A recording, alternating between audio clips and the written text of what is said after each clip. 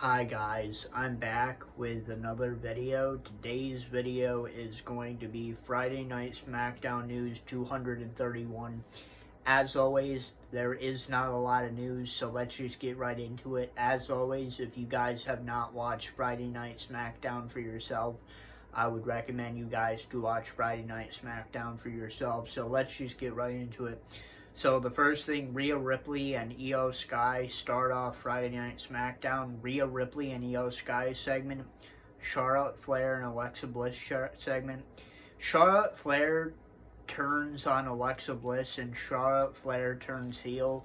Now, I don't know if this is just an official heel turn for Charlotte.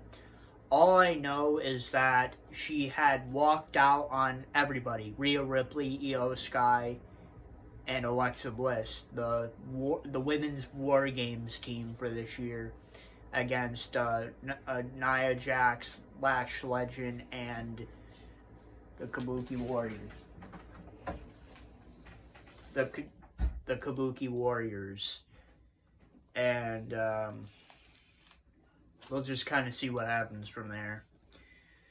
The second thing of the night is a first round match in the Last Time Is Now tournament, or John Cena tournament, whatever the hell you want to call it. I just call it the John Cena tournament. It's just way more simple to say. But the first match is Jey Uso, singles match, Jey Uso versus The Miz. Winner of the singles match, Jey Uso. I don't know how common the opinion is. I know a lot of people, well, maybe not a lot of people, but I know some people wanted The Miz to win, and I generally wanted him to win too, but I can understand WWE's opinion with going with Jey Uso, because Jey Uso has never faced John Cena, so I kind of get that. Third thing is a Ilya Dragunov, Tommaso Ciampa, Nick Aldis segment. Fourth thing, Ilya Dragunov and Axiom segment. Fifth thing, Nick Aldis and the Vision segment, Cody Rhodes segment. Sixth thing is a singles match for the WWE United States Championship. Ilya Dragunov, the champion, versus Axiom, winner of the singles match, and still the WWE United States champion, Ilya Dragunov. Seventh thing, Nick Aldis and Chelsea Green segment. Eighth thing, Tommaso Ciampa attacks Axiom. Ninth thing, single segment, Sami Zayn segment interrupted by the MFT. The MFT segment, brawl ensues between Sami Zayn, Shinsuke Nakamura, the Motor City Machine Guns, and the MFT. Sami Zayn, Shinsuke Nakamura, Motor City Machine Guns make the MFT retreat. 10th thing, Cody Rhodes and Jey Uso segment, the Usos segment. 11th thing, Solo Sikoa and Nick Aldis segment. And basically, Nick Aldis has announced a match for the SmackDown before Survivor Series, and it's basically going to be a 5-on-5 traditional Survivor Series tag team match elimination between Sami Zayn, Shinsuke Nakamura, and the Motor City Machine Guns versus the MFT, the Friday Night SmackDown before Survivor Series. 12th thing is a first round match in the John Cena tournament, or the Last Time Is Now tournament. A singles match, LA Knight versus Jack Ryder. I can admit when I'm wrong. Last week, I predicted that this match was going to be LA Knight versus Joe Hendry. But I was wrong. It was not Joe Hendry. It was Zack Ryder. Now, I kind of want to break this down a little bit, this match specifically, because I did think it was going to be Joe Hendry. Realistically, I thought it was going to be Joe Hendry. And, you know, I heard that there was a rumor going around that Joe Hendry was going to be in the tournament. So I was like, okay, I think it's going to be Joe Hendry. And then today, I heard more news about Joe Hendry. Apparently, Joe Hendry has signed with WWE now, so he's a part of the WWE roster. Now, I don't know if he is just simply a part of NXT or if he's on the main roster. I don't know what the deal is, but he's officially signed to WWE. He's no longer with TNA. I was like, okay, well, and the rumor was going around that he would be on Smackdown tonight and he would be in this match. But it was just a rumor, so it was a rumor that he was going to be in the tournament. Now, I do still think that Joe Hendry will still be in the tournament, and I think he might be in the Monday Night Raw match because there is still a first round match in the Last Time Is Now tournament. It's Solo Sikoa versus to be announced, and I think it's going to be Joe Hendry. Now, realistically, I'm not happy about that, and the reason why I'm not happy is SmackDown needs more wrestlers than Raw does. Raw has an influx of talent. SmackDown needs more because their shows are not really doing too good right now. So Joe Hendry would have been good on this show, but I guess he might be on Monday Night Raw now. But it's LA Knight versus Jack Ryder, and the winner of the singles match is LA Knight. And here's my opinion on this match. It was a good match, but I just have the feeling that WWE has no interest in Zack Ryder, a.k.a. Matt Cardona, which is his real name. I don't think they have any interest in him whatsoever.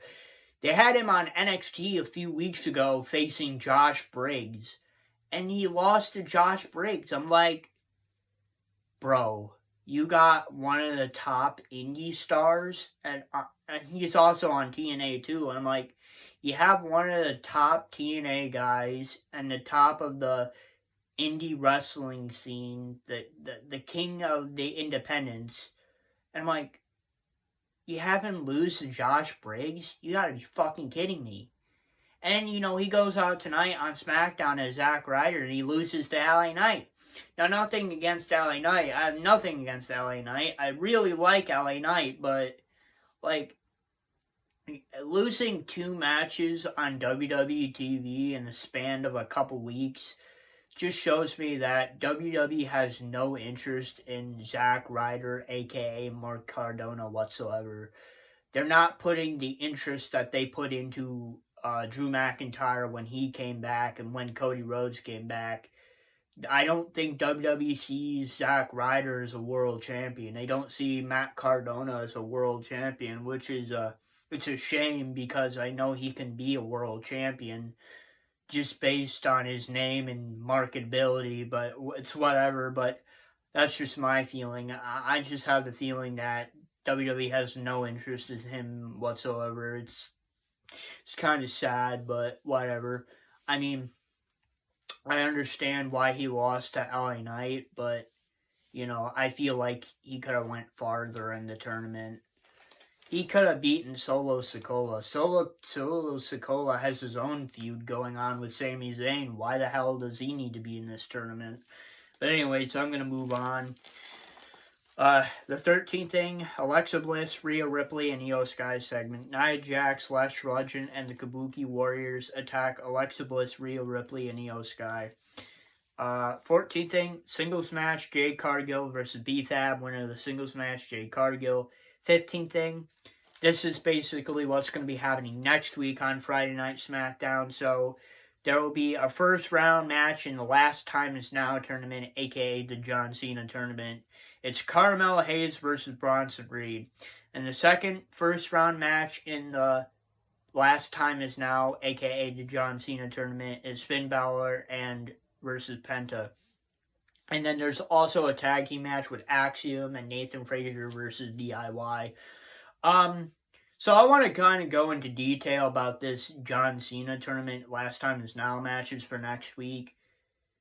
I feel like this is a great lineup right here for SmackDown. Now, 2 of the wrestlers are from Monday Night Raw, which doesn't make sense for Friday Night SmackDown, but I guess they're trying to bring more star power over there, and I get it, because SmackDown is not doing too well right now, so they kind of need it, but it doesn't make sense. They're both on Monday Night Raw, but whatever. But all 4 of these people are all deserving to win this match. Like, Carmel Hayes and Penta and Bronson Reed are all future champions in WWE. Like, Bronson Reed, he is definitely a future world champion. Carmelo Hayes, if they can use him correctly, he's going to win a singles title in no time. Penta, man, he should have already been a singles champion already. The way they've been using him on TV the last couple months, he should be Intercontinental Champion over John Cena.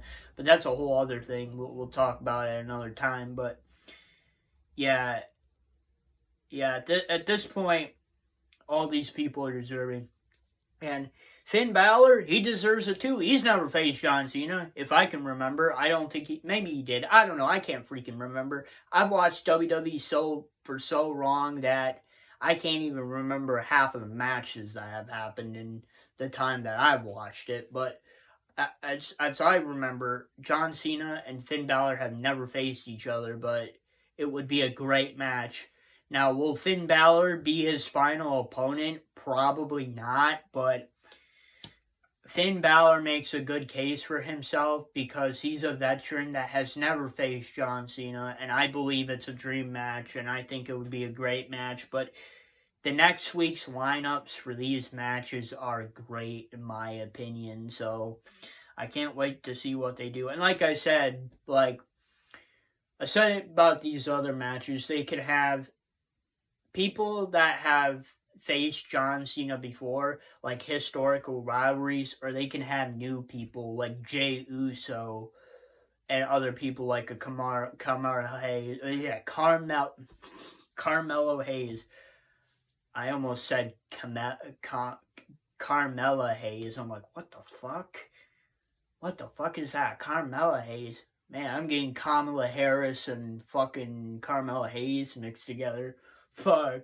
That's kind of fucked up, but whatever. And Penta as well. Yeah, he's another guy, young guy who could face John Cena, but I think these are going to be great matches. Okay, 16th thing, Kathy Kelly interviews Carmel Hayes. I'm sorry. 17th thing, promo from Aleister Black. The 18th thing and the main event is a singles match for the WWE Undisputed WWE Universal Championship. Cody Rhodes, the champion, versus Bronson Reed. Yeah, Cody Rhodes won by disqualification. Still Undisputed WWE Universal Champion Cody Rhodes by DQ, and he also won the match by DQ. And to end off the show, there's a brawl. 19th thing, Logan Paul and the Vision attack Cody Rhodes. The Usos come out and save Cody Rhodes, and they start brawling again, and then, the suspended Drew McIntyre is back. Oh my god, he's been suspended for a week. He's back! Oh, I knew it wouldn't be that long, but yeah, Drew McIntyre's back. He's brawling with the Vision and Logan Paul. He's on their side, and basically that whole storyline with him and Cody Rhodes. Well, I think we'll see a finale to that soon, but that ended off Friday Night Smackdown, and yeah, that's what happens. Drew McIntyre, Logan Paul, and the Vision stand tall over Cody Rhodes and the Usos because there was no CM Punk. So that ends off the show.